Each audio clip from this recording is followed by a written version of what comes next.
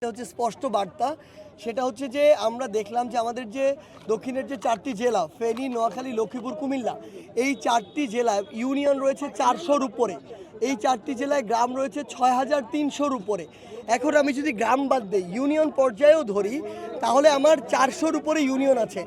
৪০০-র উপরে ইউনিয়নে আমি যদি একদিনে একটা করেও ট্রাক পাঠাতে যাই, তাহলে আমার মোট ৪০০ ট্রাক পাঠাতে হবে। আমাদের এখানে এই ৪-৫ দিনে ট্রাক গিয়েছে ১০০-র কিছু বেশি বা অ্যারাউন্ড ১০০। তার মানে আমার আরও যে ৩০০ ট্রাকের প্রয়োজন আসলে, সেই জায়গাটিতে দেখুন, এটা একটা বিশাল সংখ্যা।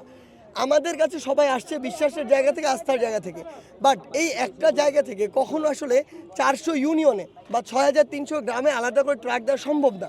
এটা হচ্ছে বাস্তবতা। তাহলে বাকি যে জায়গাগুলো, মানে যেগুলো বাকি থাকছে, এটার পরিমাণ কিন্তু এখনো বেশি। এই জন্য আমাদের জায়গা থেকে বিনীত অনুরোধ, বাংলাদেশে যেই ব্যক্তিদের সামর্থ্য রয়েছে, যেই প্রতিষ্ঠানগুলোর সামর্থ্য রয়েছে, তারা তাদের জায়গা থেকে চেষ্টা করুক, তারা এক একটা ইউনিয়নের বা এক একটা উপজেলার দায়িত্ব নিক। আমাদের জায়গা থেকে এটুকুই যে বাংলাদেশে এরকম শত কোটি, হাজার কোটি টাকা মালিক অনেক কোম্পানি রয়েছে, তারা একটি করে উপজেলার দায়িত্ব নিক, এটি আমাদেরকে জানাক, আমরা সুষমভাবে একটি ডিস্ট্রিবিউশন করি।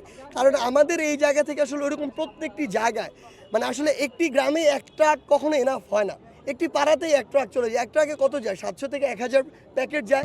একটা গ্রামে তো কয়েক হাজার মানুষ বসবাস করে, সবাই বন্যাতে আক্রান্ত। আসলে এই জায়গা থেকে আমাদের একদম বিনীত আবেদন সকলের প্রতি, যে আপনারা আপনাদের ব্যক্তিগত জায়গা থেকে হোক, প্রাতিষ্ঠানিক জায়গা থেকে হোক, এই ত্রাণটি পাঠানোর ব্যবস্থা করুন প্রথমত। দ্বিতীয়ত হচ্ছে, আমরা যেগুলো পাঠাচ্ছি বা বিভিন্নভাবে যেগুলো যাচ্ছে, ওই এলাকার প্রশাসন হোক, যে মানুষগুলো ডিস্ট্রিবিউট করছে তারা হোক, তাদের প্রতি বিনীত নিবেদন, এই দুর্যোগকালীন সময়ে দয়া করে নীতি নৈতিকতা হারাবেন না, ব্যক্তিত্ববোধ হারাবেন না। বায়াসড হয়ে খালি নিজের কাছের কিছু মানুষ, নিজের পরিচিত কিছু এলাকা, এরকম জায়গায় বারবার না দিয়ে সবার কথা চিন্তা করে যেন সবার কাছে যায় ত্রাণটা একবারের জন্য হলেও। এটা সবার প্রতি অনুরোধ, এই দিকটা খেয়াল রাখবেন। আরেকটা হচ্ছে, আমরা চাই সরকারের পক্ষ থেকে এই যে কর্মসূচিটা, এটা জোরালোভাবে নেওয়া হোক।